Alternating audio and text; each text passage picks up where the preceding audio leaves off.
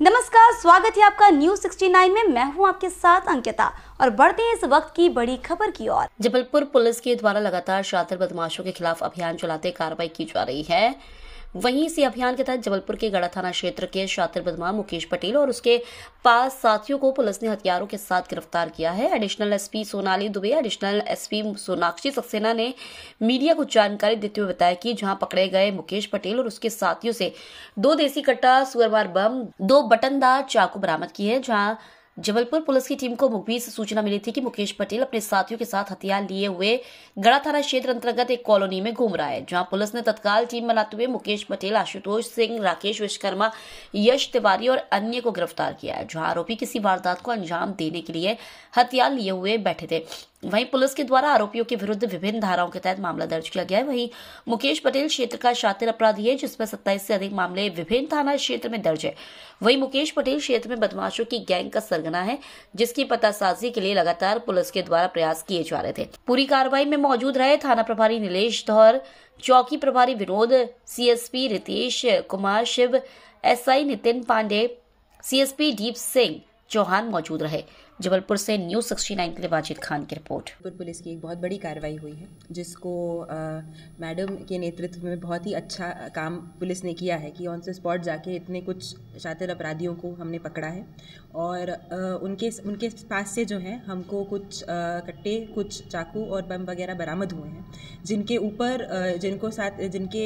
ऐसे पाए जाने पर उनके ऊपर आर्म्स एक्ट की और विस्फोटक अधिनियम वगैरह की कार्रवाई की गई है। और इस बात को इसमें से जितने लोग पाए गए हैं उनके कई लोगों के कुछ आपराधिक रिकॉर्ड वगैरह भी हैं, जिनको हमने निकाला गया है और आगे की जो भी कार्रवाई उनके ऊपर की जाएगी और वो आपराधिक रिकॉर्ड के मद्देनज़र रखते हुए की जाएगी। इन सारे अपराधियों को, जैसा आपने बताया कि पूरा टीम की सूचना मिलने पर टीम बहुत ही प्लान्ड तरीके से टीम बनाकर मैडम ने जो है नेतृत्व करके सब जगह सही जगह पहुंच के सही टाइम पे उनका सही तरीके से घेराव करके पूरी बहुत ही कुशलतापूर्वक पूरी टीम ने कार्य किया, जिसकी वजह से हम इन सब लोगों को पकड़ पाए।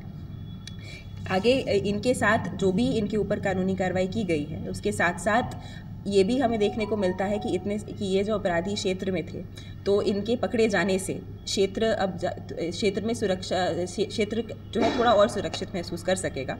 और हम इनके आपराधिक रिकॉर्ड देख के इनके ऊपर आगे भी ऐसी ही कार्रवाई वगैरह करके की जाएगी, जिससे जो है इनके जो भी अपराध हैं और आगे कोई भी अपराध ना कर पाएँ और इसके आगे कोई भी अपराध न हो इनके द्वारा। और क्षेत्र में भी जो ऐसी घटनाएं होती हैं जिससे क्षेत्र के लोगों को दिक्कत हो या कोई असुरक्षित महसूस करें, उन सब पे भी हम इफ़ेक्टिव कंट्रोल कर पाएंगे।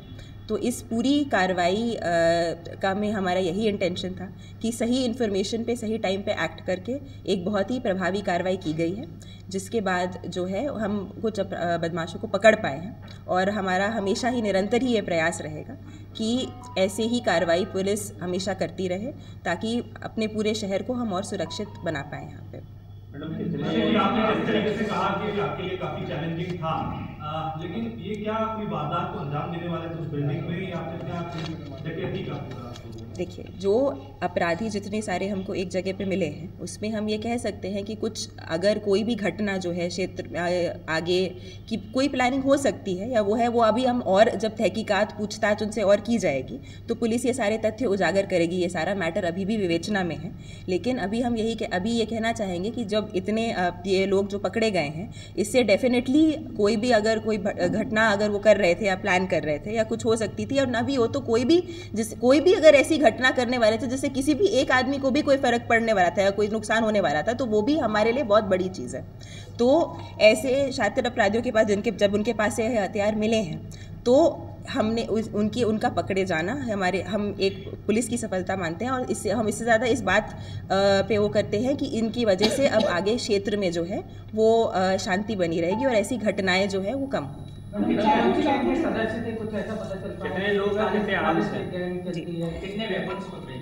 इनके साथ जो है अभी हमने जो कार्रवाई पट्टी है, वो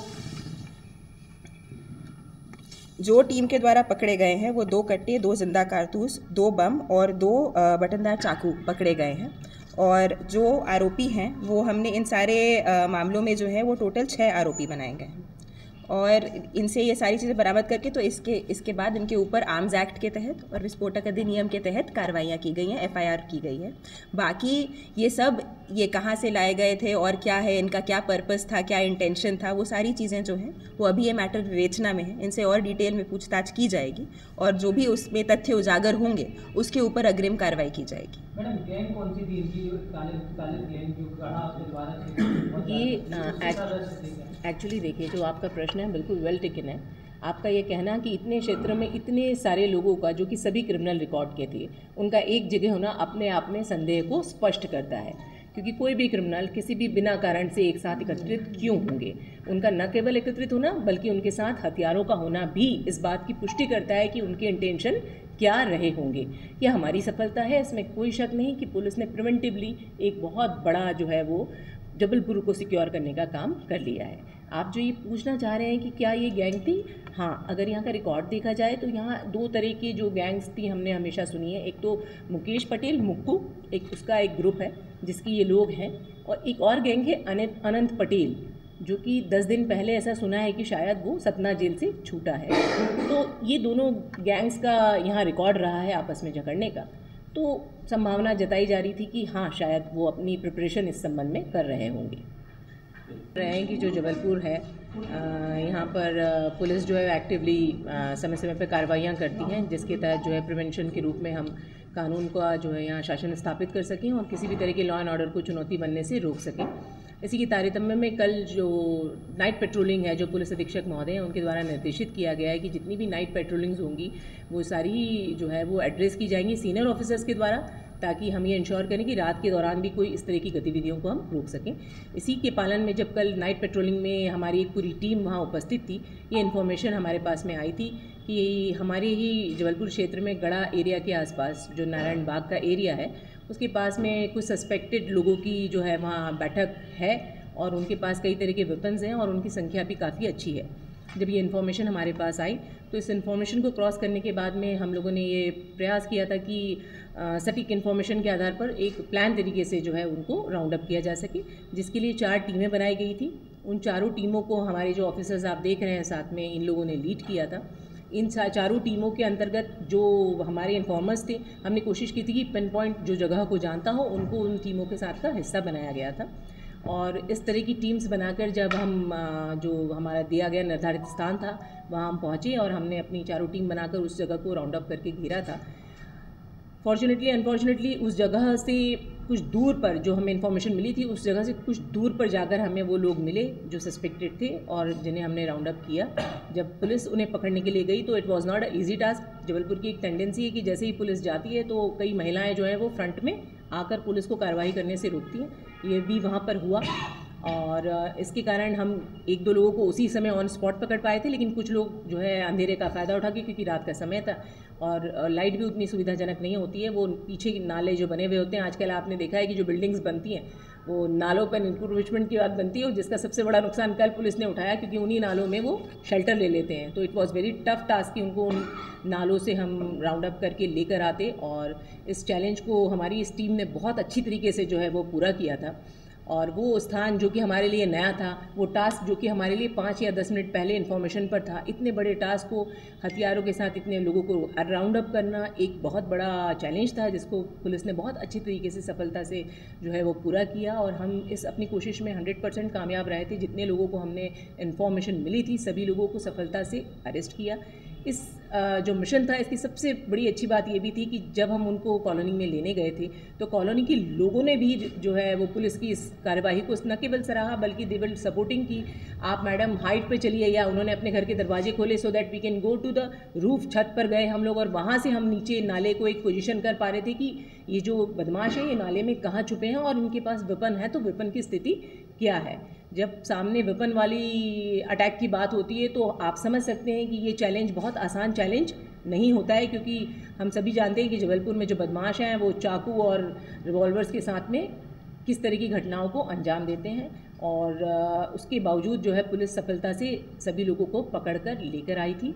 रात में ये जो पूरी कार्रवाई हुई थी उसको लाने के बाद में, चूँकि वो मैडम का एरिया था गढ़ा का, तो मैडम को ले जाकर उन्हें हैंडओवर किया गया था। उन सभी लोगों को जब हम लेकर आए और उन्हें आइडेंटिफाई किया, then we come to know कि एक बहुत बड़ा जो षड्यंत्र है, मुझे लगता है लॉ एंड ऑर्डर को चुनौती है जबलपुर के लिए, उसकी साजिश शायद वो लोग कर रहे थे। क्योंकि जिसको हम राउंड अप करके लाए थे उसमें से एक व्यक्ति जो था वो मुकेश पटेल था, मुक्कू, जो यहाँ का काफ़ी शातिर जो है वो गैंग का एक सदस्य माना जाता है।